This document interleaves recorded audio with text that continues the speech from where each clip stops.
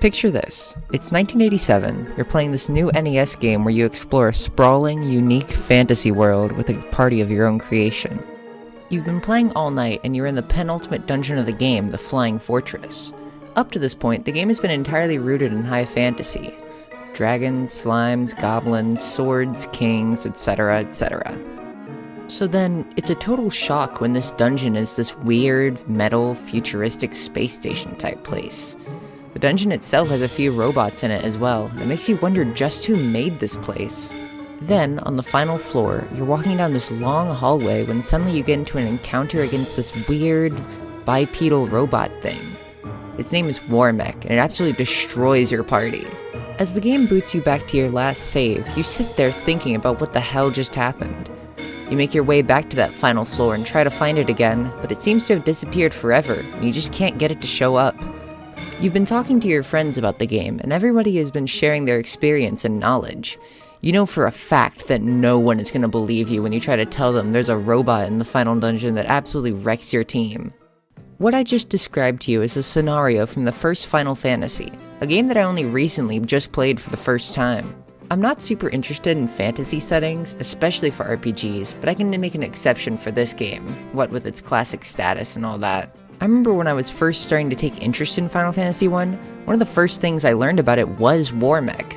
I've always thought that obscure secrets were extremely cool, stuff you can easily miss after multiple playthroughs, and Warmech fits that description perfectly. Essentially, I just want to talk about Warmech for a bit, so humor me here. As stated in the intro, Warmech is found rarely on the final floor of the penultimate dungeon, the Flying Fortress.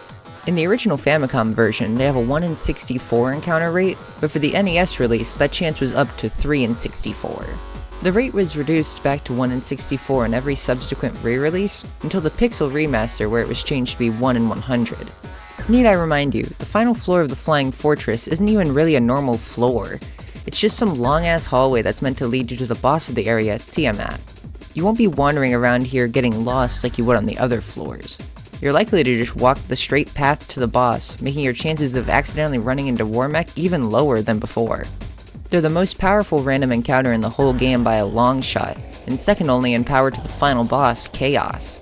They come armed with 2 action commands, a 75% chance to attack normally, and a 25% chance to cast a deadly nuke attack. Nuke is one of the most powerful magic spells in the game, once again rivaling Chaos's attacks in terms of power. Nuke's base power is 80, and Chaos's most powerful skill, Blaze, has a base power of 96. While defeating Warmech doesn't provide an exclusive item or reward, it does give the player a whopping 32,000 experience and gil, which is a pretty nice reward if you ask me. Probably my favorite aspect of Warmech has to be the implications it provides in terms of story.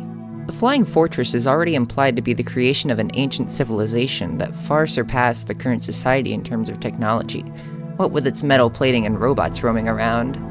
This is something that's lost in every version after the original Famicom version, since they just made it look like a generic fantasy castle instead. The 4th floor is a huge, infinitely looping grid of identical hallways, and it makes you wonder what purpose it may have originally served. Maybe as a way to trap and confuse intruders? The music is quite mysterious as well, especially in the PSP version.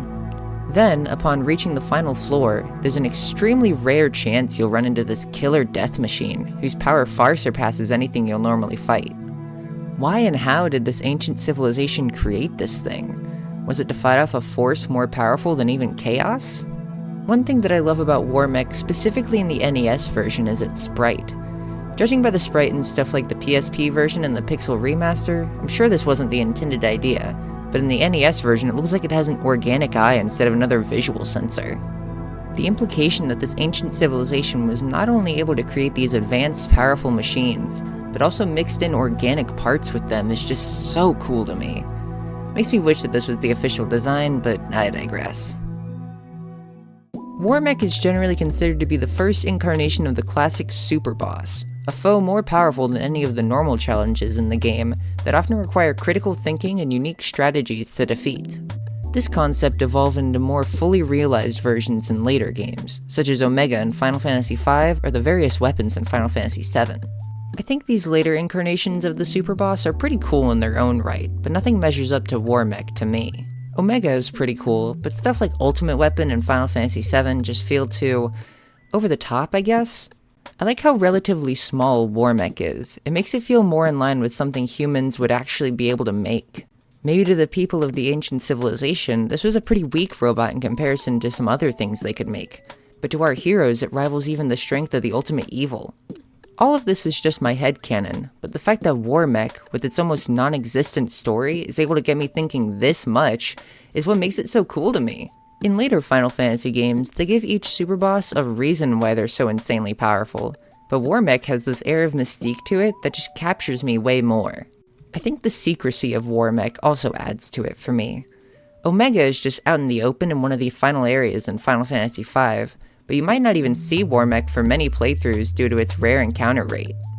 Much less attention is drawn to it, and that just makes it more fascinating to me.